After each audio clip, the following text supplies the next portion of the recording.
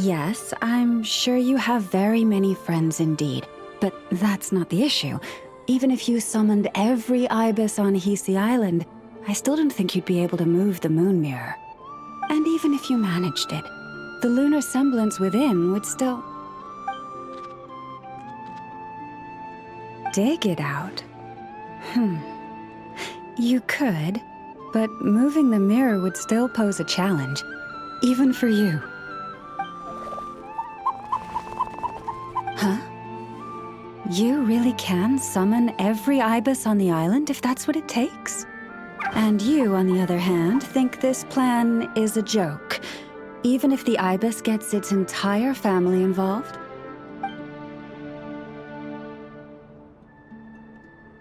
Wow! Things are really kicking off over here. Looks like we've got a weasel thief and a heated argument with a bird. We're plotting and scheming, to be precise. I'm told we have to get all our ducks in a row before moving forward on this job. But my co-conspirators disagree quite strongly on the best approach. And they're not exactly being diplomatic about it. Choice words have been spoken. All right, I believe you. I'm sure you do have friends in high places. Although, where did you learn to speak like that? From a short girl with a metal arm and a hat. Oh, of course you can keep talking like that so long as you enjoy it. But be sensible around her, okay? Don't copy everything she does. I'm going to have a little chat with the Traveler and Paimon now, so be good and pipe down a little.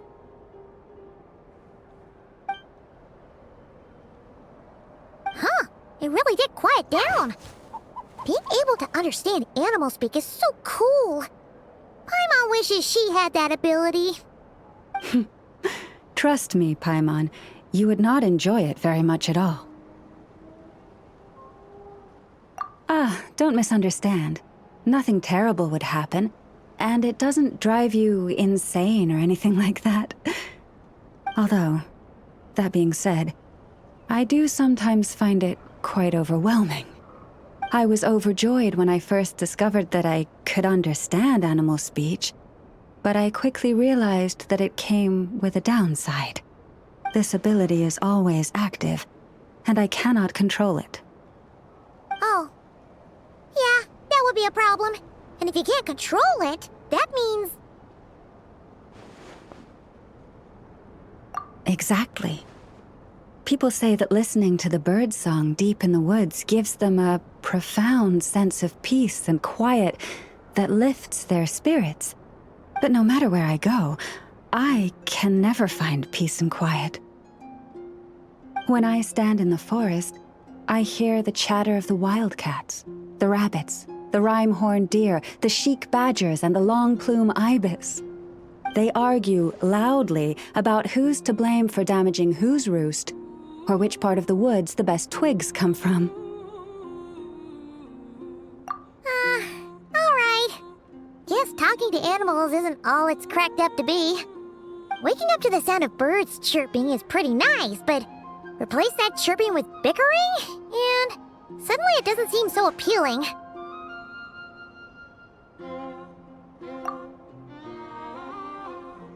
As for me, I've lived with it so long that I'm used to it now.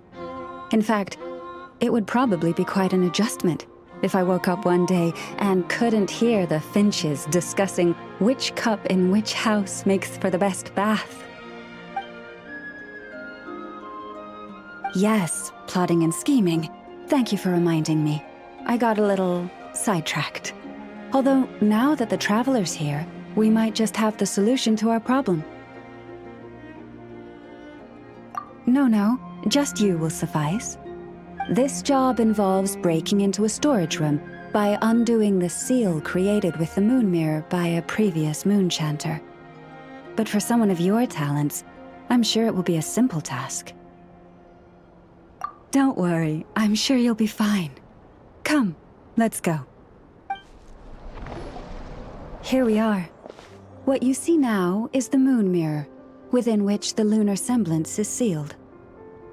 Oh, must be a pretty precious statue if they went to all this effort to steal it away. Will there be some traps inside? You know, the kind that send arrows flying out if you step in the wrong place? Do not worry. This little one did some scouting for me ahead of time. The seal does not contain any such fatal traps. Oh, nice. That's good to know. And yeah, that sounds like a job for a weasel thief. That's true. Each time I ask it for help, I have to pay it 1 mora more the next time we meet. Huh, what a thieving little weasel! Oh wait, that tracks. But considering that it's helping you keep watch on the lunar semblance, it might need a name change. How about... Weasel Guardian!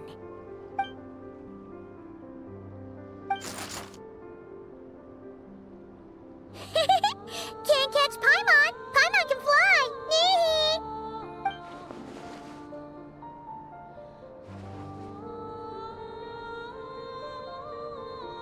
Come on, be nice to our guests.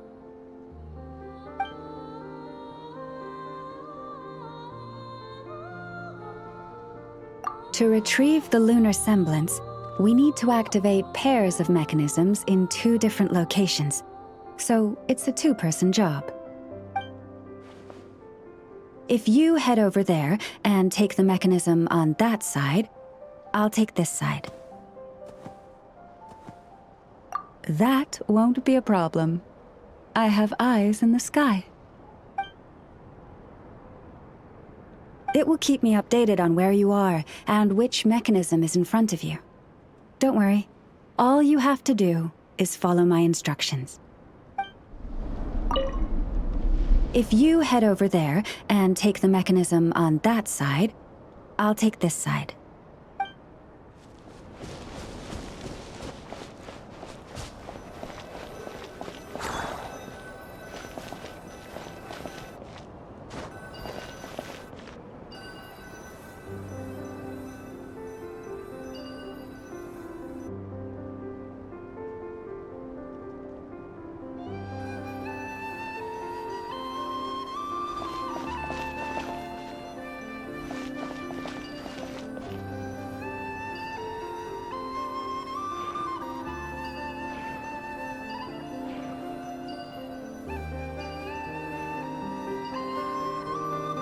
Understood. I will retrieve the lunar semblance now.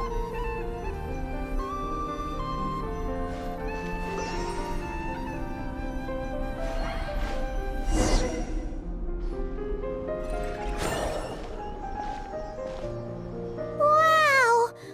What a huge statue! Yeah, no amount of birds or weasels is shifting that. He probably couldn't even get past the mirror. So, Lauma, just how valuable is this statue anyway? In terms of Mora? Not much, I suspect. It's crudely fashioned, and the kind of stone it's carved from is found everywhere around these parts. But to the moon chanter of that era, and to the Frostmoon scions of today, it is a priceless treasure.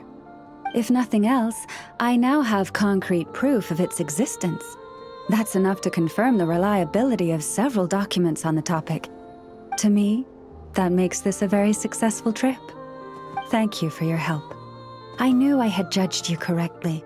The moon mirror posed no obstacle to you. And our little friend here was very impressed with your mechanism operating skills. What is it saying, Lauma? It says that the Traveler is the best treasure hunter it's ever seen. It wishes it could join her on a quest to unlock all the treasure chests in the world. From now on, I'll call on you if I ever find a treasure chest I can't crack. Okay. Bye then. Didn't even give us a choice in the matter. Don't worry, it won't come knocking on your window every day with a Mora coin in its jaws trying to drag you off on a treasure hunt. And it certainly won't be visiting your room in the dead of night, moaning about locks it can't pick. Uh-oh. We better make sure to lock all our doors and windows before we go to sleep tonight. Relax. That weasel's only a child. It means no harm. It's just more talkative than most. All right, let's head back. It's almost time for dinner. Oh, and we still need to figure out how to get this statue back to our library. It seems like I'll need a little help from my friends, after all.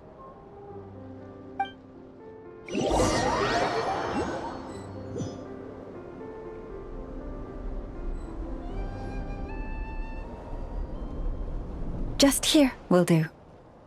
Oh, that all went down without much fanfare. Paimon was expecting something exciting to happen once we put it down. Well, it's just a plain old statue. A historical relic. It doesn't hold any kind of mystical power. The real value lies in the stories behind it. My job is to dig those stories up, wherever they might be hiding, verify them, and then share them with the people. Cool. Well, it's a good thing we got it back here in one piece. Indeed. And you two have my thanks for that. Please, take these fruits and quench your thirst. I had the animals gather them in the woods.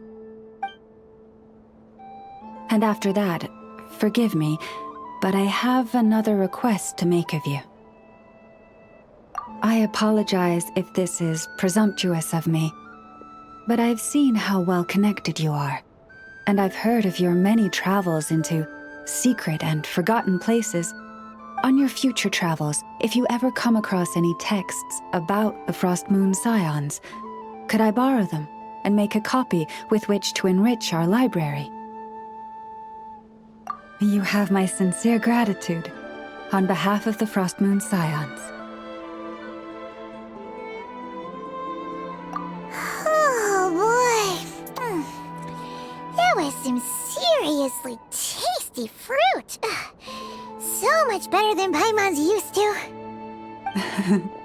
These animals have lived their whole lives in this forest.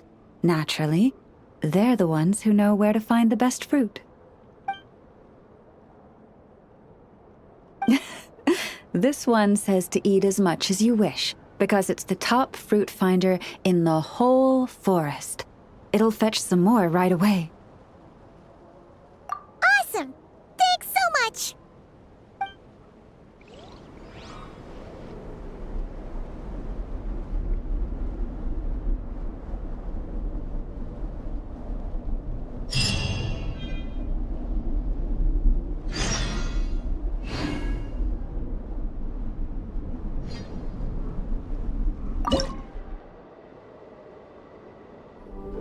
Hey, Wilma! We're here to visit! Yeah! Boxes piled up everywhere, some of them opened up, loose items strewn all over the floor. Huh. Isn't this supposed to be a library? Look! Wilma's over there talking to a weasel thief! What are they plotting this time? Let's go see!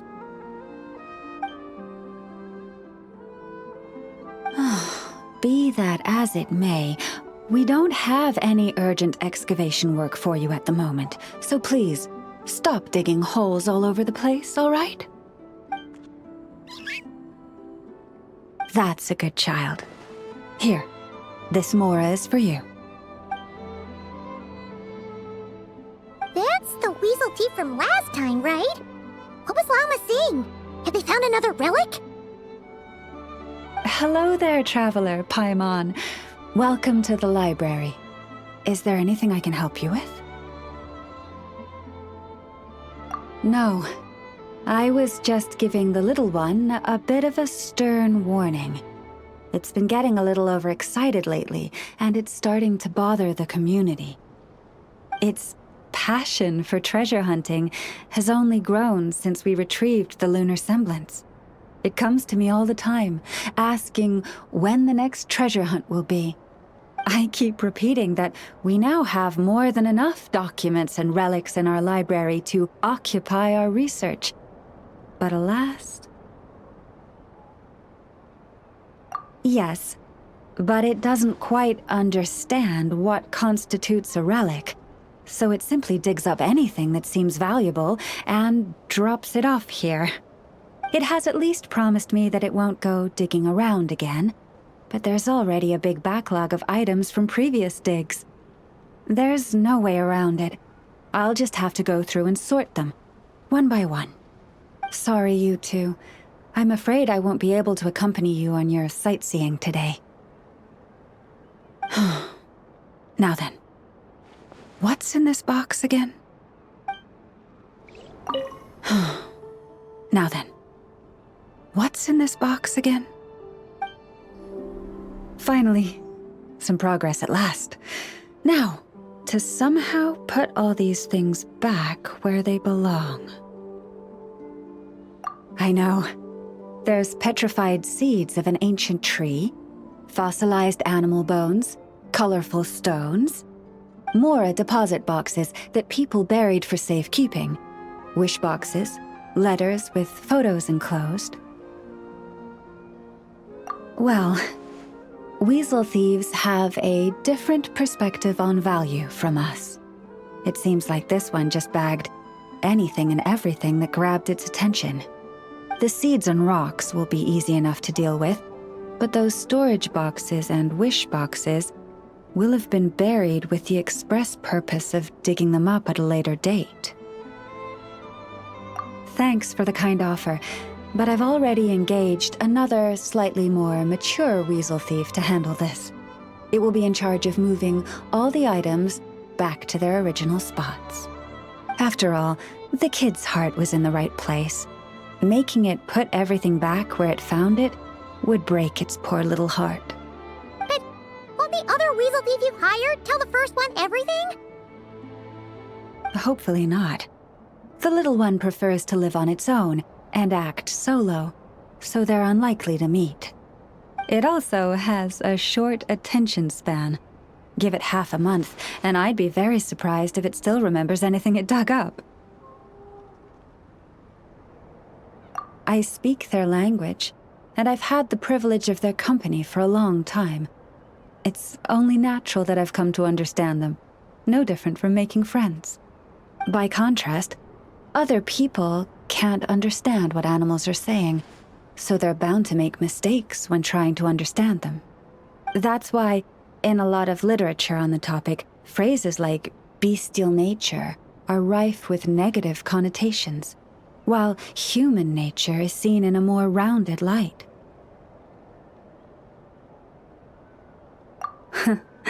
You're right. I'm sure those books would have turned out quite differently if they were written by a wolf or a rhyme-horned deer. In any case, to me, human nature and bestial nature are both simply nature. Whether human or beast, all have moments of courage and of cowardice, times of both greed and rage. We all rejoice in our successes and mourn our failures. These experiences are neither inherently human nor inherently animal. They are a part of our shared nature, a nature bestowed upon all living things by Mother Nature herself. I do sometimes wonder whether the world around us might have turned out for the better if humans and animals could communicate with each other. But I know it is but a fantastical idea that can never be. Then there are those who reject nature and turn their back on the natural way. They are the wayward ones who do not hesitate to pull the trigger, even when they speak the same language as the object of their slaughter.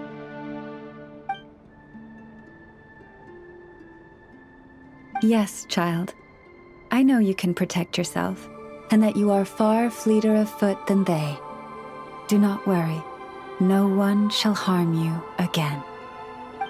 Ah, how time flies. I should get back to sorting through that pile of treasure. I should have enough time to get everything in order, before the weasel thief arrives. What do we have here? Ah, that goes in this pile. Oh look! There's that weasel thief again! And it's right next to Lauma!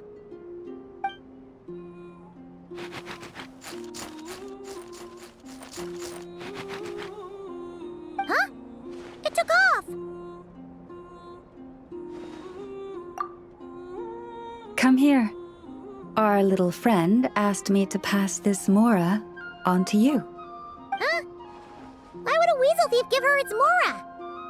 As I said, it greatly admires your treasure hunting abilities and wishes to join you in unearthing every treasure chest in this world. Consider this its deposit. When Mora is involved, a weasel thief never lies. Keep it safe. This coin represents an agreement between you and the weasel thieves. Or at least, this weasel thief. I wouldn't worry. I know I said it's an agreement, but I believe it just wants to make friends with you. It didn't know what kind of gift you'd like, so it chose to give you its favorite thing. Please do. If you're interested in taking up the offer, leave some dried lacca berries by your pillow when you get home. It's very fond of those. Not too many, of course. It might struggle to burrow its way home if it eats too much. If you're interested in taking up the offer, leave some dried lacca berries by your pillow when you get home. It's very fond of those. This book belongs here, I think. Huh. There's one missing. That's strange. Claw marks on the shelf. And feathers. I bet one of the puffins took it to use as a cushion again. Ugh, those little rascals.